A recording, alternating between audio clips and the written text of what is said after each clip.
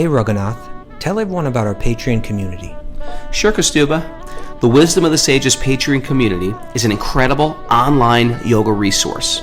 If you like the type of yoga wisdom and culture we share on the show, then our Patreon community is a great next step. This is a listener-supported podcast, and any level of sponsorship will unlock a wide range of live and archived classes, talks, and even workshops. Raghunath teaches, I teach, and we have a host of other excellent teachers on topics ranging from yoga philosophy, asana classes, storytelling, Ayurveda, kirtan, cooking, meditation, and a lot more. We even have an incredible online Bhakti 12-step recovery group.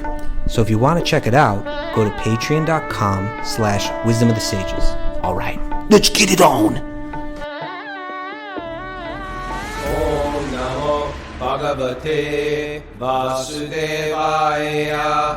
Om Namo Bhagavate Vasudevaya. Om Namo Bhagavate Vasudevaya.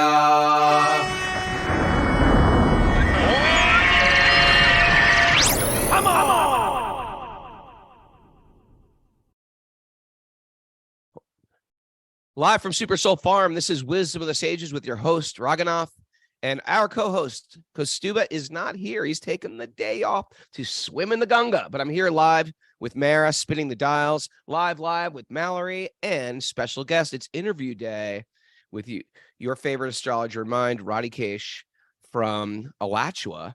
But before we get into Rodhi Kish, first I'm going to tell you the name of the show, just to keep everybody on the edge of their seat, because when Kostuba's away, the mice will play. Mystics, planets, jewels, and spirits. Stay tuned for squirrels and lots of interesting stuff that Kostuba doesn't usually allow me to talk about. All right, everybody. If you're listening to this on Facebook, welcome, everybody. It is, in the bigger picture of things, a study of the Srimad Bhagavatam, the ancient scripture of the Vedas that talks about the reconnection with the jiva, the soul, and divinity. And today on interview day, Sunday, we sleep in, we go to 8 o'clock, and we invite an interesting guest. Nobody is more interesting than our guest, Rodhi Kish. And we're going to pick his brain about an alternative way to look at health, and different modalities of healing using astrology. And you're going to be quite fun. Not only that, finding missing persons. I'm telling you, it's going to be a good show. But also, we want to make a few announcements here, and Mara has a few. Mara, please share your wisdom.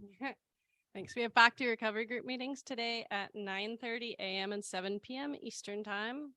Our show will be back to 6 a.m. tomorrow. We have there's an Urban Devi meeting for women via the Bhakti Center today at 11 a.m. If you want to go to bhakticenter.org, you can join that. And Wisdom of the Sages Italy retreat, June 27th through July 4th. You can go to our website for more info on that. There's still some spaces available. All right. I'm trying to convince Rodhi Kish to do some astrology on the Italy retreat. That would be very good. Yeah, Italy's great. It's like a Krishna conscious vacation. I mean, everybody wants to go on vacation, right? Everybody's in the grind thinking about, what am I going to do for vacation? We got it. We figured it out for you. It's Krishna conscious vacation. That's what we were saying the other day. We were in India doing something adventurous, and we're like, this should be like the whole theme of life. Krishna consciousness, adventures, Krishna conscious vacations. So this is Italy. Italy's beautiful. It's a beautiful backdrop. And how do you keep it online with Krishna consciousness? We do it in a gorgeous temple. The temple environment it's like an entire palace. It's like a Machiavellian palace in the Tuscan foothills. And some people like it so much, like Mallory is sitting right here. She's like, Raghunath, I talked to the temple president. I'm staying for she stayed for 3 months. Yeah. But anyway, it's a beautiful place. And then we do beautiful excursions into Florence, into Cinque Terre, into Siena. And we have classes and Wisdom of the Sages live, tons of kirtan. It's wonderful. All right. So, yeah, I just wanted to also share Facebook people. We do this every day. If you want to join us live on Zoom, you can as well. Or anybody listening out there, one of the others out there, join us live on Zoom. Just email this knitter over here Mara, Wisdom of the Sages at gmail.com. Wait, no, Wisdom of the Sages 108 at gmail.com. And if you're interested in Italy, you go to our website, wisdomofthesages.com.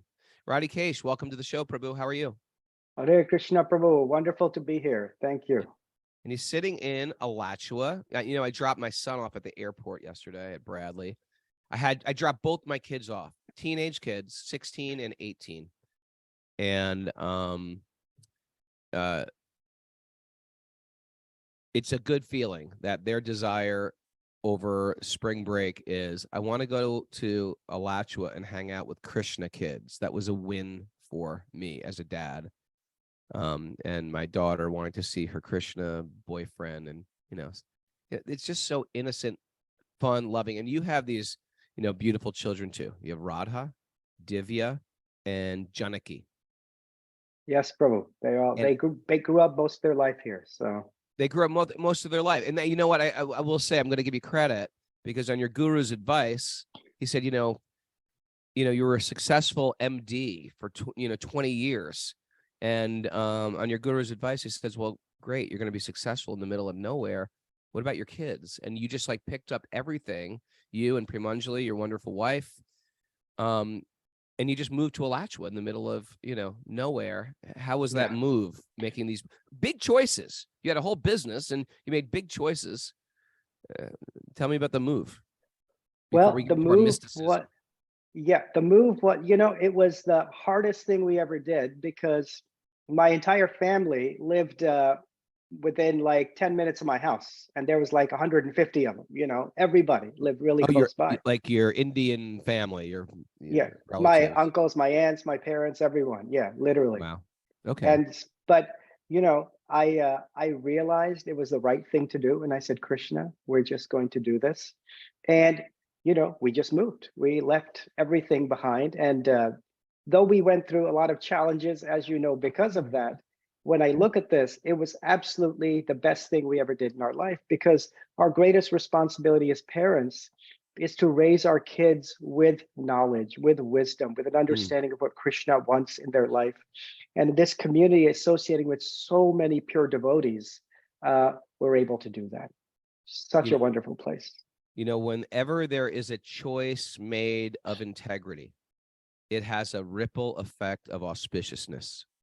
Knit that into your scarf. Right, that's a good one. It's a good one. But that's it. Those big choices. But you know what? I'm going to do this. It's not convenient. It's not cost effective. It makes no material sense, but it's what I'm supposed to do. I'm supposed to do this, for the ultimate benefit of everybody involved.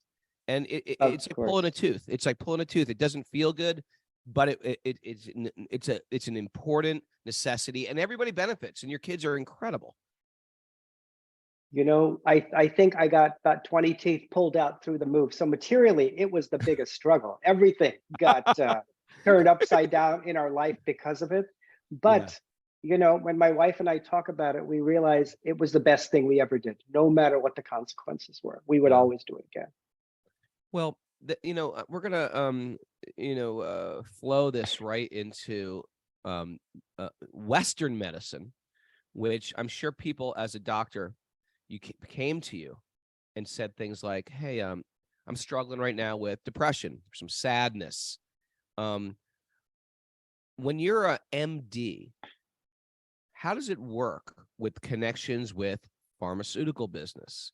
The pharmaceutical companies, are they pushing, encouraging? From what I know, I'm a total outsider, but I've heard they're going to fly you to Hawaii so they come in a big and wine and dine you and try to push their new drug for someone suffering from whatever, boils, or depression or pain relief. How does that work? The connection between MDs and doctors, and then we're going to juxtapose it against another lens to view health, which is some of these mystical processes in the Vedic culture. So how does that work? Did people approach you with that? You're the doctor. You were the doctor back then. Of course, definitely. It's an approach. I mean, you will get, pharmaceutical companies and reps. I mean, they are in a business, so they're going to be in your office every single day, trying to build relationships, buying people lunch, doing all of these things, and whatever they can to get in your good graces to have you write their medicine over somebody else's medicine. So that's very natural. That happened every single day. We had to deal with things like that. And people do, either directly or indirectly, or consciously or unconsciously, they fall under that influence. That, well, okay, I'm going to write this medicine because whether it's the best one for this person or not, they have been told something by a rep that sticks in their head. Like, okay, I'll write this medicine rather than this other medicine. The reps aren't medically trained. They're salesmen. No, they're salesmen. They're business people. Right. Most of them have no medical background whatsoever. Okay, so people are coming and expressing also things like, I want to talk a little bit about mental health first, Sure. because from what I understand, Ayurvedic doctors have a sister science of astrology. Because right. if and correct me if I'm wrong, because I'm just, I've been into this stuff for a while, but all on the periphery. It seems like if someone's going through a hard time physically and they're trying to, go to their doctor and repeatedly try to figure out what lens, there's a Western lens of how to heal. And they're trying different medications and different protocols. It's only a very progressive doctor, and especially in the last 15 years, I would say, hey, you might want to radically change your diet and exercise. But in the old days, it wasn't like that at all. But nowadays, people are saying things like that. But there's another lens also. A Ayurvedic doctor would also say, oh, you're going through a period right now where there's going to be physical pain, mental pain. Can you explain something about that? Yeah, so a lot of these things, they're based on planetary influences. The planets that are around us, they're actually demigods, and this is their physical form that we're seeing. And demigods are bringing us karmas through the modes of nature, okay? In the introduction to Bhagavad Gita, Prabhupada says that the modes of nature multiplied by time is karma. So that's the things that we have to deal with. Hold it. So hold it. Okay. The modes, say that again. The modes of nature multiplied by time is karma. Oh, interesting. Knit that into your scarf. I'll wear that.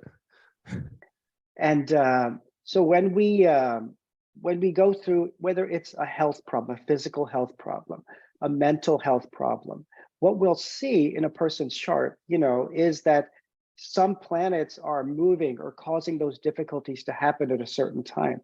And this can be, depression, anxiety, ADHD, schizophrenia. It can be high blood pressure and diabetes, autoimmune diseases, arthritis, brain tumors, whatever you may be seeing. Astrologically, there's an influence because at the most subtle level of our body, these planets are having their effect. Let me jump in 1 second. I was with a person that I love, probably maybe 20 years ago, and she was suffering from incredible depression. And, the doctor was dealing with her and giving her different cocktails, so to speak, of antidepressants. And then I gave her chart to my astrologer at the time, and he was like, yeah. Her moon's in Rahu, which means her mind, Rahu and the moon, if I understand this, are complete enemies. And Right. she's like, yeah, she's not going to get out of this depression until November 21st is when everything is going to shift. And sure enough, it was like clockwork. It is, what do you do with that? You've got something going, you're seeing it. Do you try to still deal with the symptoms from a Western point of view? It really depends on the person you're dealing with. But a lot of times the moon especially is related to the mind and the emotions. And what Rahu does, and Rahu is from the 8th canto, 8th and 9th chapter of the Srimad Bhagavatam, Rahu causes chaos. He exaggerates everything. So if you have some weakness of the moon, you add Rahu in that, it just makes it so, intense. It can make that depression so intense. So what do you do in that situation? Astrologically, there are several different ways in which you can approach it. Okay. So medically, yes, those people may still need to be on medicine for a little while, depending on what the problem is. But astrologically, you can treat the root cause of the problem. And so you do something to minimize the effects of Rahu in their chart. You do something to minimize the negative effects of the moon. So when you do that, at the deepest level, at the most subtle level, the problem is being caused, things get reduced. And I've seen amazing changes in people's lives by using gemstones or other things to really reduce that effect that they're dealing with. So before we get to gemstones, mantras, and pujas, which is one way to deal with these things, I want to also zoom out because I was talking to a good friend of mine yesterday who was like, very upbeat, very normal. He lived with me for 6 months, maybe 30 years ago, 25 years ago, good friends. And then, I don't really talk to him every day, lives in another country. He's a devotee, and then and he's not married with kids. And then his posts on Instagram became really sad, like suffering. He was in and out of the hospital with COVID. He was in a wheelchair. He was depressed. And then I randomly called him yesterday, and he was in great spirits. And he's like, "Yeah, I've been in, what is this thing called? It's like 7 years of bad luck. What is that called?" Oh, that's Sadesati. That's related to Saturn. When Saturn, wherever your moon is located in your birth chart, when Saturn moves around that moon, the 12th, 1st, and 2nd house from the moon, can be a fairly intense time for people. Sadesati is because Saturn spends 2.5 years in each sign, so it's 7.5 years, where Saturn can bring, some definite challenges, and a lot of it, because it's the moon, is mental. And that can be intense. And if you've already got something going on, that'll, push the balance definitely much further to the negative side for those people. And but again, there's things you can do to reduce those effects. But yes, if someone's going through that, that can be hard. Okay. And again, before we get to healing these things, or even a big zoom out of an absolute thing like, hey, we're devotees of God. We were talking on the phone yesterday. You said you saw a person's chart that was incredibly challenged astrologically. And what did you tell her? So yeah, I saw a chart for this person, and she had 5 planets in the 12th house. The 12th house is the house of loss and renunciation and frustration and illness, financial loss, health problems, relationship problems, you name it. It's all included within that. So, and person had a very deep, struggling life. And I said, wow, Krishna, what do I tell this person? And did they come to you complaining about particular issues? A lot of times they'll come, oh, I just want a birth chart reading done. But inevitably, there's always something going on that people want to get looked at, But in this case, it was pretty obvious that you have 5 planets in the 12th house. You're going through some fairly intense issues. And I looked at her and I said, this is the chart of a pure devotee of Krishna. It's just a question of whether you can see it that way. And her entire persona, she got it. She understood that her entire persona changed because she'd been kind of down and depressed about some of this. And she completely understood in that moment that, this is karma I'm dealing with. These are things I have to go through. But if I simply could hold on to Krishna's lotus feet through all of this, everything will be fine. As you said, making the right choice, making the conscious spiritual choice in that situation. It was very powerful. What a great way. What a great way to frame that out for a person. And I've been to astrologers who's like looked at the chart and they go, oh no. Oh no. Like that. They like almost like, what?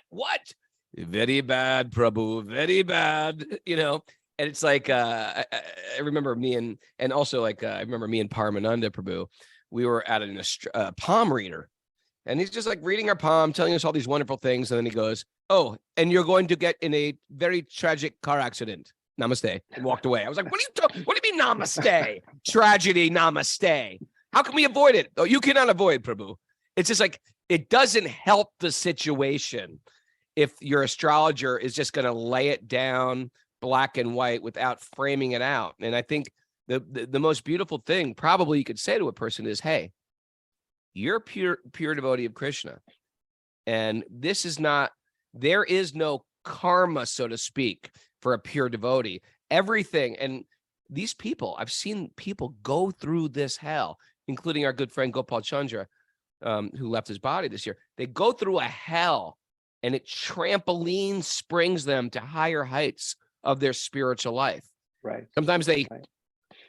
go through it, have to go through it. Sometimes it kills them. Sometimes they're just dealing with hell. But what a better way to look at that dealing. They see this. These are my gifts. These are my lessons. Talk to our whole Bhakti recovery group. If they didn't hit the bottom, they couldn't spring off the bottom and to climb to the heights where they are. Yeah, this is such an important point. Astrology is meant only to empower you, not to say, oh, it's gonna be this way. Your life's gonna, go through all these difficulties and you're gonna die of a car accident. Astrology is only meant to empower you and say, hey, this is what's going on, but now let's work with this and see what you can do about it. So if it doesn't empower you, then you need to look at that. Yeah, and I want to say and give you some props here, because the way you framed out even because you've done my chart, my kids' charts, people I love's charts, a lot of people's charts on the show here. The way you frame it out always leaves me like, yeah, empowered. I can do this. Thank you. I want to thank you. You're doing good work in this world. Thank you, bro. Here's another question, which in astrology, I've been to mystics in India that, they say they're astrologers, but they're sort of like mystic adjacent, astrologer adjacent. Like they actually do astrology, but they're really mystics that have some vision into people's psyche. And they can see spirits or inauspicious spirits because when we study astrology and people are new to the show and new to hearing this, it's going to be like, what is this? This is some like Madame Claire with a bandana tied around her neck, sitting in the window in the West Village with a crystal ball. No, this is actually a science in India, and astrologers are respected parts of the community that you use for things like arranging birth, studying a child's birth chart, their proclivities, what to push them towards in their careers and their opportunities, who will be more compatible, what is a person's backstory if you're thinking about marrying your child to another or your teenager to another teenager. It's used to build buildings. Astrology is used for in Vedic architecture. And so it's not looked at as some pseudoscience. And I can say in my 35 years of playing around with astrologers and my chart from 1991 reads like I'm reading my biography. It's not random. It's actually incredibly accurate year to year, period to period, sub-period to sub-period. So I'm all in.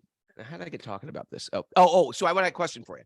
So my question was, this hard science, so to speak, which appears in one sense mystical because we don't study it, but it's actually not. It's actually, you can learn it like you can learn, algebra or calculus too. So in the process of learning this, can you see subtle entities like these mystics can see? Can you see like this person has a proclivity for ghosts? Now, I just want to also pull back a little. If now it sounds really far-fetched because Raghunath is mentioning the G word, the ghosts. In Vedic teachings, a ghost is your subtle body. That's all it is. It's like your spirit has a mind, intelligence, and an ego. And sometimes that mind, intelligence, ego is not qualified to inhabit a gross body. So you have these desires of the mind, right? It's normal. And we have these and we have this, ego almost, but we have no body to fulfill our desires. So that subtle body, what we call in the West as a ghost, and we've made funny movies and Casper, the Friendly Ghost cartoons out of, but this subtle body has to go somewhere. So it finds people who have openings that they enter into their body. And then in the West, we'd call it a haunting or a possession, or they just live within another body. Can you share something about that? And is it identifiable with astrology, or is this just completely mystical, weird stuff, and I shouldn't bother you with this? No. Thank you. That's a very good question. Yes, you can see, ghosts. They're out there. They get into people's bodies, as Raghu mentioned. Astrologically, if you see the influences of Rahu and Ketu, which are, the two very challenging planets, along with some others, but when they're influencing a chart, especially Rahu, it predisposes somebody to being affected by ghosts. I remember a really interesting case I saw a few years ago where somebody was, diagnosed with having seizures. Went to the doctors, was told, put on seizure medicine, but things weren't getting better.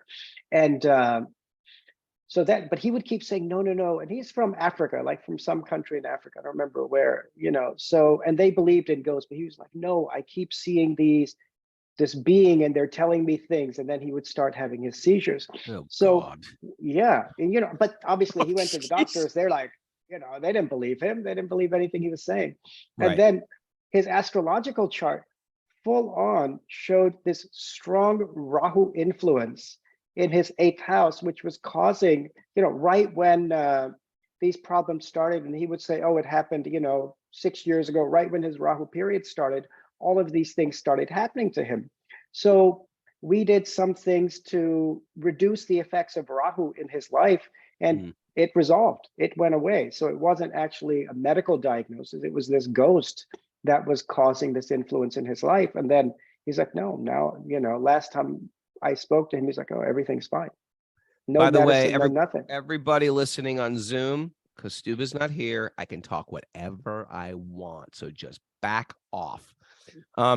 So listen to this. I was with this one mystic I know in India, and he was just sharing, like, one of your people are possessed. And if you were to know this person, you'd be like, yeah.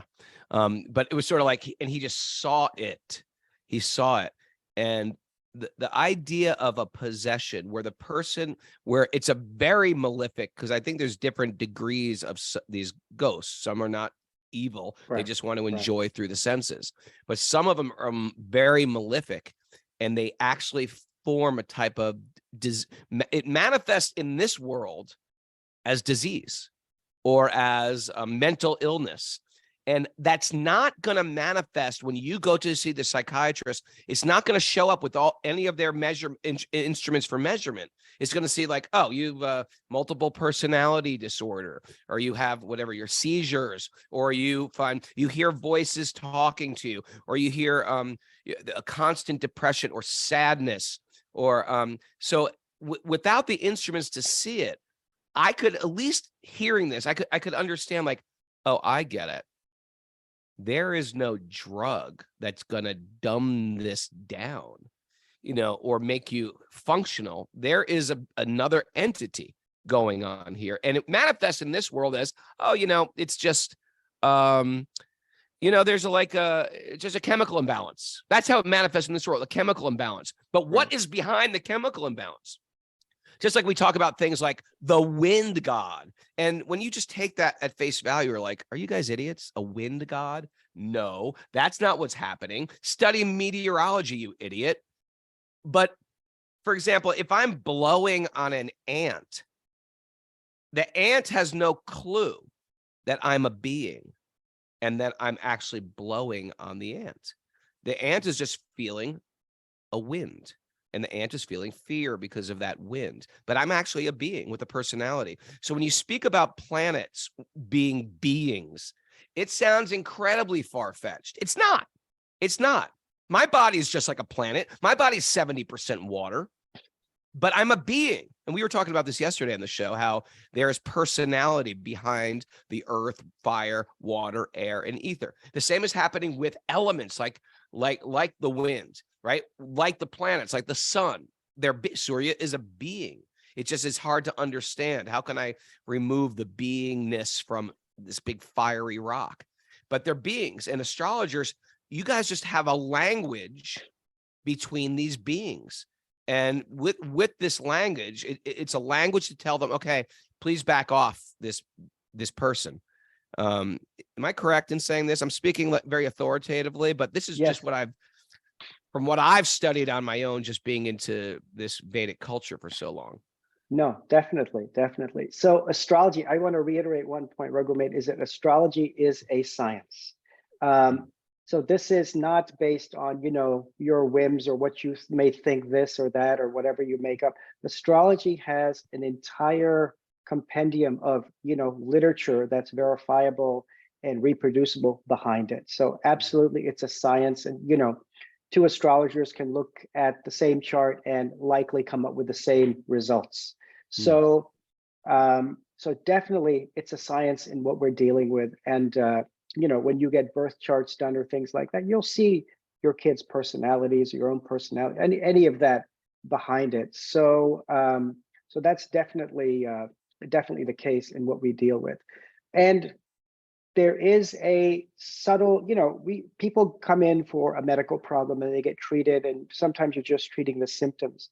But if you go to the more subtle levels, the Ayurvedic level and the astrological level, you're seeing such subtle planetary influences affecting people. And once those are treated at that root level of what's going on, you will really make a tremendous difference in how a person is feeling. And because you're resolving that karma or that difficulty they're meant to go through at the most subtle level. Because what you're doing is, just as Raghu said, you're basically turning to these planets and saying, I recognize your influence in my life. I recognize that I am subservient to you in this world. And once we just recognize that kind of bigger picture of the universe, things do start to resolve. Well, I really want to keep going with this ghost thing. Can do astrologers? I know you have other ways to work with,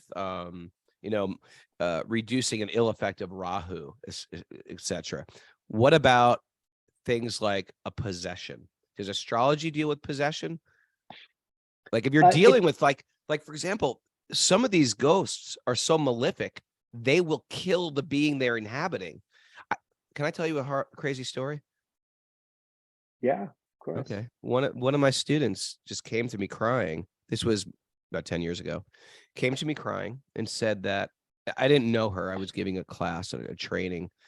And she said to me after class, everybody left. It was, a cold, rainy night. And she was telling me, she said, what do the Vedic teachings, she was doing, I was giving 6-hour lecture on Vedic, Vedic truths and Vedic spirituality and Sanatan Dharma. And she said, what does the Veda say about ghosts? And suicide. That was her question. And I said, well, I didn't want to make any judgment about suicide, although it's never a good thing to harm your own body, period. But, I didn't know the situation. But she said, my best friend, very normal lady, sweet lady, got me into yoga. She called me up once on the phone out of the blue, and she started speaking in an incredibly crass voice. I didn't even recognize, why was she talking to me like this?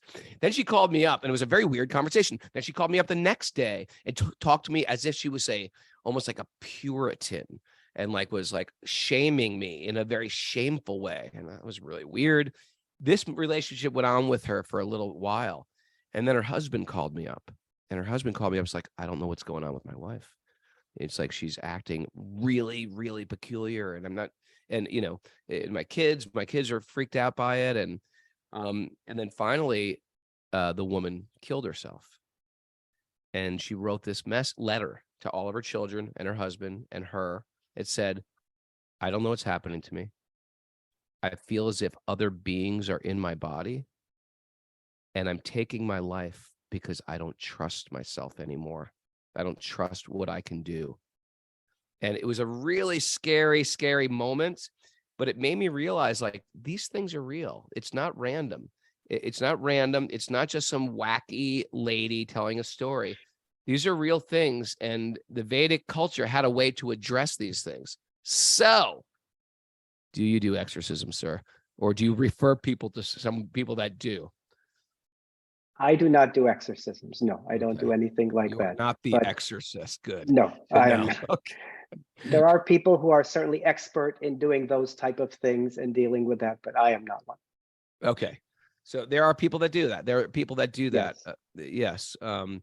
And they're sometimes very successful and sometimes they're very freaky. And I know people have had it done personally, and it's a real thing. It's a very, very real thing. Okay. So, but all right. So, but you do astrology, you see things for you can see like this person has a proclivity to it, but you can see a spirit inhabiting a person? You can see when you see the influences of Rahu and things like that under the right circumstances, what it means is, Okay. okay, there's definitely some influence going on here. You know, all of the planetary influences can mean a lot of different things, but fortunately, once you see these things, you can make the judgment, okay, this looks more like a, you know, subtle influence of maybe another living entity. This is more just Rahu causing this problem. This is Saturn, you know, and then depending on what it is, you can try to help them. Okay, don't worry, everybody. We're going to get to solutions here as well. Of course, the biggest solution was we frame it out like, hey, we're spirit souls. And we're getting some karma for us to grow. But my big question is, and we were talking about this yesterday, is some people have so many planets stacked against them. It's as if they've lost all their free will to even say, you know what, I'm going to make a different choice. They can't even make that different choice. It seems like we're helpless under this karma. And I know we have free will. And I know that I've changed my direction. I know I've made good choices. I know I've made bad choices. But it's like, am I making that good choice? Or is that just because I've got good karma to make good choices? It seems like these bad choices become cyclical and we spiral out of control. And, you know, it's like a plane getting shot down there. It's like they can't even stop anymore. What happens when you have so many planets stacked against you? Is it just, are we learning lessons? How are we supposed to learn if we can't stop making these bad choices?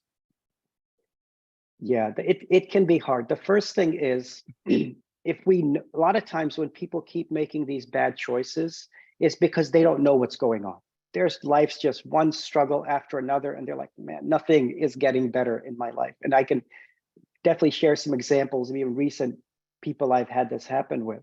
But Sure. once you get like an astrological reading, which is like a roadmap of your karma, and you see that these things are there, at least to some degree, you know, you can be like, okay, I've been going through this Saturn period, which is 19 years. And, you know, then you can be like, okay, there's an end to this. At some point, this will end. So this is what an astrological reading can do for you. It'll give you some clarity or a time frame that this problem will end at a certain point. So that can be beneficial. And sometimes it's simply saying, okay, I've got these 3-4 bad planets going on, and they're just one after another, and they're affecting me. And once you know that, you can do something about it. So that's the other thing. Once you know that what's causing this, what the root cause of this is, you can do something about it. If you don't know what's going on, it just seems like constant struggle and suffering. You feel like your whole life is going to be like that. And because you simply haven't been able to look at the deeper level and see what's causing this. So once we know that, there's things we can do. But it's even then, it can be hard because when there's so many negative influences, it's sometimes really hard to pick yourself up through that. Sure.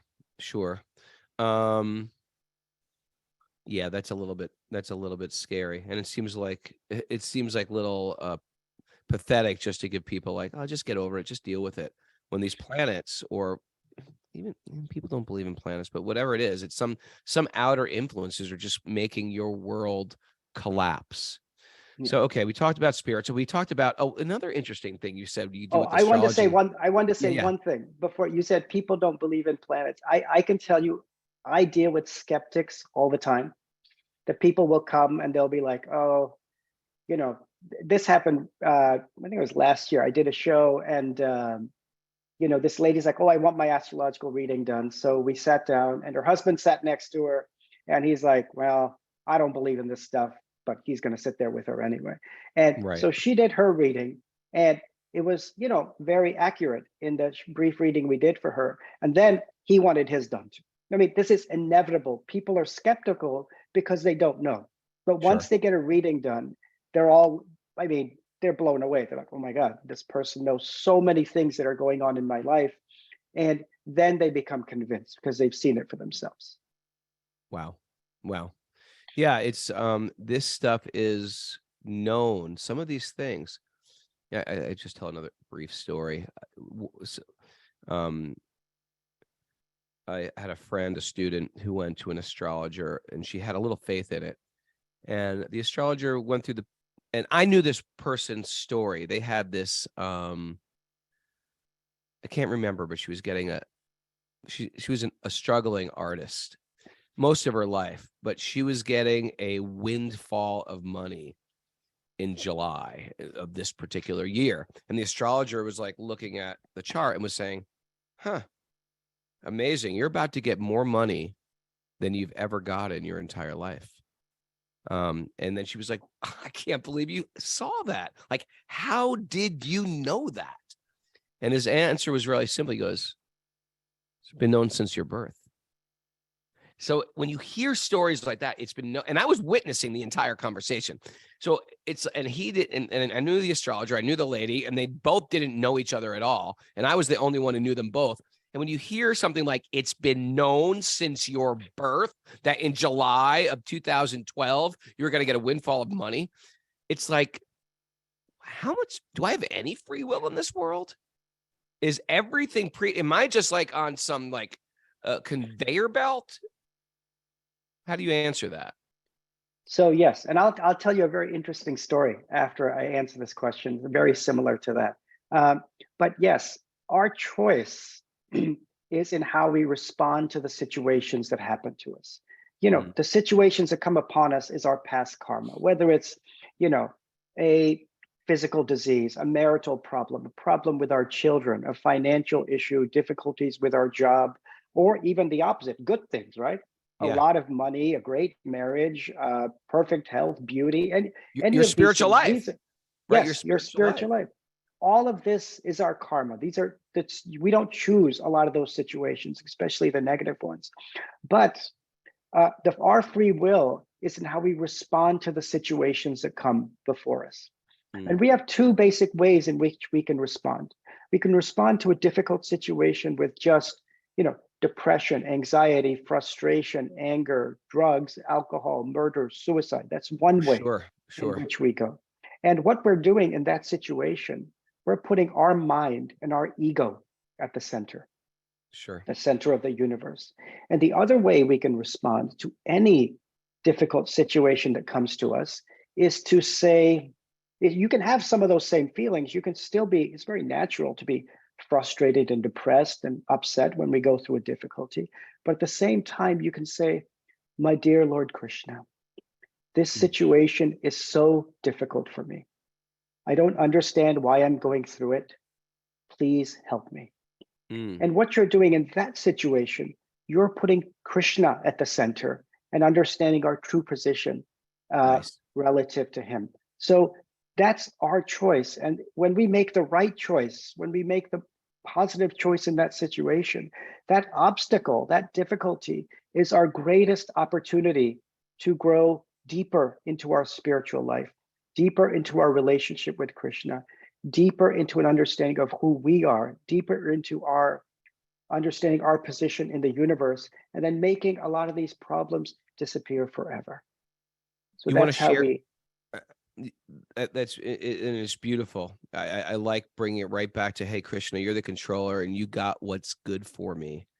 So let's bring this to the holy name. We're going to get to astrological solutions, which is sort of like metaphysical bargaining with the planets. It's just sort of like, you can't even get out of your own way. But I'd be curious to know about kirtan, the holy name. How can that affect us? What does that do to inauspicious beings, inauspicious situations, inauspicious anything? Well, of course, anytime we do kirtan or we chant, if there's inauspicious beings around, they will have to leave. You know, that can have a very incredibly powerful effect on any ghosts or malefic living entities that may be around, definitely. Kirtan is the most powerful way to do that. Amazing. Okay, so you know what I wanted to talk about too, briefly, just because you were sharing interesting things also that you've done with astrology. You've found missing persons. Oh yeah, these are very interesting stories. So I'll share some of these. Yeah, you can let me start with this one. I got a call. I'm living in the U.S. I got a call from two girls who were they're Chinese, but they're living in India, and their father was he was in Hong Kong, and he left his airport hotel to go to China, but he never showed up. Just right across the border, he never showed up, and so I got a message, hey, this is what's going on. I said, okay, well, let's you look at this through Prashna. There's many different aspects to astrology, not just doing a birth chart reading. Right. So Prashna is when I call you up or ask you a question, and then you record exactly the time and the time and where I am when I'm doing it, and you ask a question to the higher beings. That's right. That's exactly right. So based on that exact moment in time, a chart is created, because the understanding is that you're asking the question at the right moment. Paramatma is, helping you, encouraging you to ask these questions in the right way. And so we looked at the chart, and we were able, the first question people always want to ask as well, is he safe? What's going on? And in this situation, the answer was no, he's not, and then there's a couple of other questions, but we were able to determine that he had been kind of taken by the government, like this type of thing in China, for various reasons, but that eventually he'll be fine, and he was. So, but you can find people like this and determine what, what's going to happen. He's not gone. Everything will be fine. Wow. Yeah. And there's more details to that I can't share. So I have to keep it a little vague. It's okay. All right. So in Vedic, so of course we're saying the big zoom out is, hey, we're spirit souls. Everything that we're getting is meant for our growth. That being said, there's people like traditionally they would go into battle, and the king, particular jewels, according to their astrology, they'd have swords with jewels on the handles. They'd have queens would wear certain jewels. So what you want to talk about, how does a gem reflect or change planets or pacify planets or accentuate certain planets?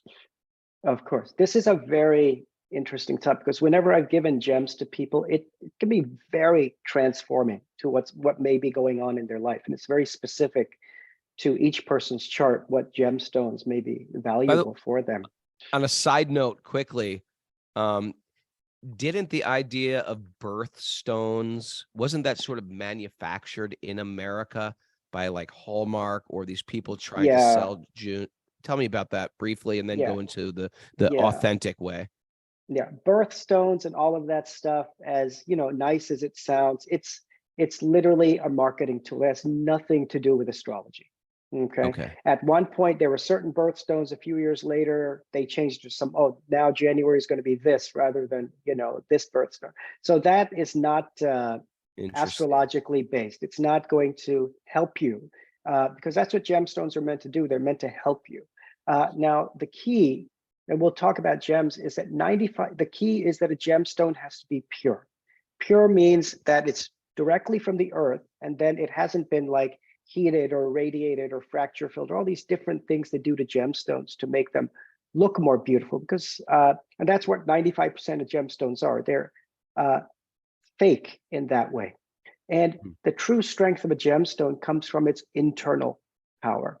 So, depending on what the planetary influences are, if you wear certain gems, and that's why temples had, were laden with gemstones. That's why people wear certain gemstones, because the internal strength of a gemstone will minimize a lot of that karma or subtle energies you may be dealing with. And the way gemstones work, it's really interesting. If you wear a gemstone for, say, Saturn, the power of Saturn will come through that stone. Okay. Through that Mm. ring or pendant, depending on what you have. And it gets transmitted into your body. And in your body, it becomes the physical chemicals, the subtle mental energies, the subtle astrological energies you need to function at your best. I can't count the number of people who I've treated with mental issues, depression, anxiety with moonstones like pearls. Mm. Or depending, for some people it's other stones, but the moon is one of the most common one I use. And we've Wow. got amazing results for people, So yeah, depending on what's going on, you use certain gemstones and a lot of the influences of things will go away. It's like a medicine, it's basically what you're Sure. doing is giving them a medicine. So if someone would argue and say, well, I just want to chant Hare Krishna, it's like fine with that. But sometimes if you got a headache, so to speak, you can't chant. And so you would take an Right. aspirin or a Tylenol to, pacify your mind just so you can chant. I mean, I fall victim to that as well too. Definitely I hear this all the time. And what I tell people is that, listen, if you fall down and hit your head and you have, you need stitches, you can chant Hare Krishna and that's fine if you're not bothered by it, but most people will go to the doctor and get some stitches and get that thing taken care of so it doesn't get worse. So if you're like, Haridas Thakur, you're above your karma and conditioning and nothing matters to you, of course, you don't need to do anything. No problem at all. You can just take everything that comes into your life and just chant and deal with it. But for most of us, it's going to be very hard to chant. It's going to be very hard to take care of our family. It's going to be very hard to take care of ourselves if we're not feeling in a kind of mentally, stable and safe position and in a materially stable and safe position. And that, is a reality for most people. And so we need to kind of we have these treatments that are available when something is wrong. It just makes sense to take Sure. to use them, So to you use them. recommend them to be like, I'll be just frank. I've got a beautiful blue sapphire for my Saturn period that I just entered. And your wife was expert at the studying of gems. Did she get into that after knowing that you're an astrologer? And She did. also because a lot of astrologers do sell jewels. Would that be a conflict of? Some people would say, well, that's a conflict of interest. It's almost like the doctor selling the medication. You know what I mean? How would you explain that? Yes, I guess you could see it that way. The way I look at it is that the gemstones we have are absolutely the most pure that are available, and we're giving people a choice. When people get gems from us, I tell them, look, you can buy it anywhere. Go Sure. anywhere in the world you want to Sure. buy it. But the key is that it has to be pure. Exactly. You don't want to get I don't want to go to a jewelry store where they have no clue what an astrology quality gem is. Right. And They that's think what I just want a beautiful ring. Right. Yeah, I said, you can go anywhere you want to buy it. And I said, we have the most pure gemstones at the best prices. And we work with people who have been literally doing this for generations because we spend time, most of the time we work with devotees. And I said, you can go anywhere you want. But once I do an astrological reading for someone and they see that everything in their life is, accurate, most of the time they end up getting it from us. They trust your integrity, pretty much. They trust my integrity, exactly. Sure. But I said, you can go anywhere. If you have any doubt that you think I'm in a conflict of interest, I said, don't buy it from me. I said, it is no problem. Just buy it somewhere. Just make sure it's somebody you know. But the problem happens sometimes. I had somebody just come to me recently. They had, and I did their reading and I said, okay, this is the problem. You need these 2 gems or 3 gems. And they said, oh, we already have those. We've had them for 2 years. I said, okay, good. Are they working? And they said, no, we haven't noticed any effect since we're using them. And I said, well, send them to me. Let's look at them, see what they are. And they all ended up being fake. And they were very upset. They paid $10,000 in India to somebody for these gems, which were not anywhere close to that price. They shouldn't have cost that much. Sure. And you need a good source.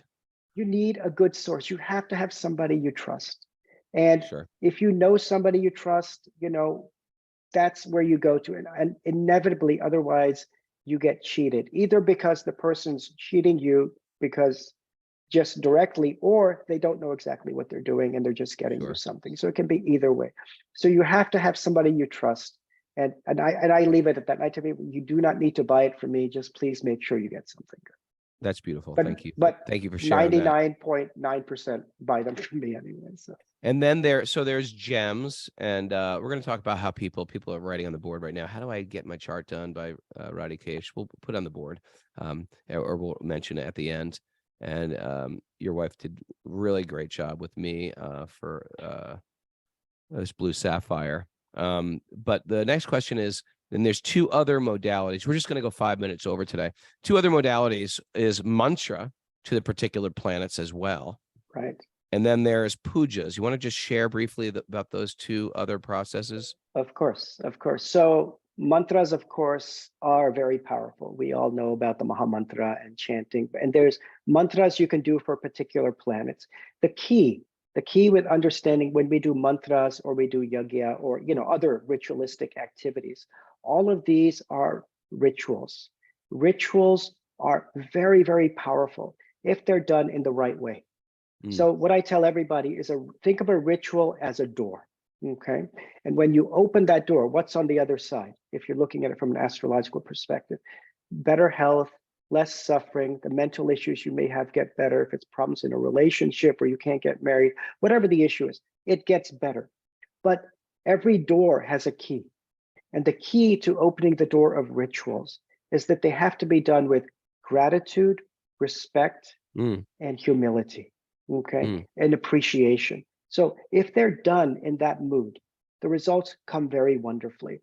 If they're done more with arrogance or pride or indifference, the results don't come. So these are beautiful tools to transform our life, but they have to be done in the right way. All these planets are beings, and they're all servants of Krishna. They're not. That's right. It's not like, they're not just like, hey, check me out, I'm here at the center. We have to see them as devotees. We all see them as connected to Krishna ultimately. But it's almost like, okay, I broke my leg, I want to go to the doctor. And so, you have no faith in God. No, I have faith in God. I just want to go. I broke my leg. And right. So I don't find anything wrong with trying to go to these physicians, so to speak, of material problems, understanding that Krishna is behind everything ultimately. And I still have to learn something from this, but it's part of my responsibility. I feel like if I can assist myself in this service, I know in my own life, when I have a headache, I can't do what I do, which is I'm a communicator. I can't have my own spiritual sadhana. I take an aspirin. I don't beat myself up all day. Why aren't you taking white birch bark? What do they take for whatever? I don't know. I don't beat myself up. I just take a Tylenol. I don't think twice, and I get on with my sadhana, and I get on with my communication. I do the show, etc. And I don't beat myself up about it. And people say, well, that's your lesson. Your lesson is in your pain in your head. I don't buy it. And maybe it is, but I can't see it. Actually, there's a very good analogy to explain this. Like just the example you used, where people like, oh, we only worship Krishna, we don't worship anybody else, which is 100% true. If you go to a doctor, and you've got a broken leg and the doctor fixes it for you, you give them gratitude and respect and you appreciate their knowledge, but you don't worship them for it. You're just like, hey, you're good at what you do. And to a degree, but at a much higher level, it's the same way with demigods, okay? We give them respect and appreciation because they are devotees of Krishna. But we're not worshiping them as God because they're not. And they would never, they fully understand that. They're simply doing their service. So same way we may respect and appreciate a physician, but at a much deeper level, we're respecting and appreciating the demigods because they're able to help us. But we understand that they're servants of Krishna. So our relationship with them is not the one of love and devotion that we have with Krishna. It's very different.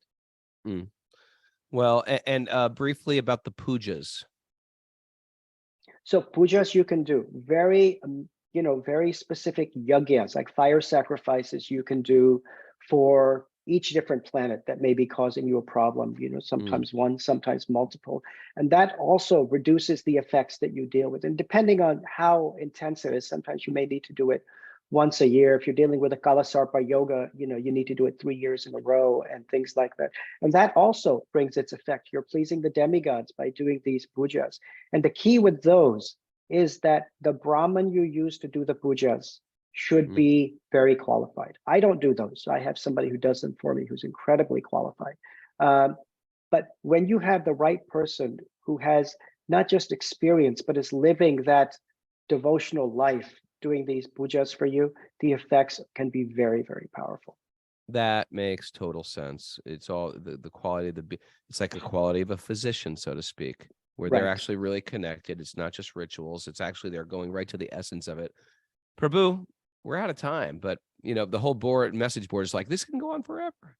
This can go on forever. Thank you so much. And we put on the board Radhikesh Das, RADHIKESHDAS.com, radhikeshdas.com. Someone can just go to that website and set a time to book a reading with you. Yes, they can message me on my website. I have Instagram and TikTok. People can message me on there. You know, You're going to blow up today. You're going to blow up today. I'm happy to help get ready. people in any way that I can. So. Okay, great. And tell Premanjali and your kids, thank you so much. And Premanjali helped me again with with my chart, with my sapphire. Tell her thank you for that. She's wonderful as well.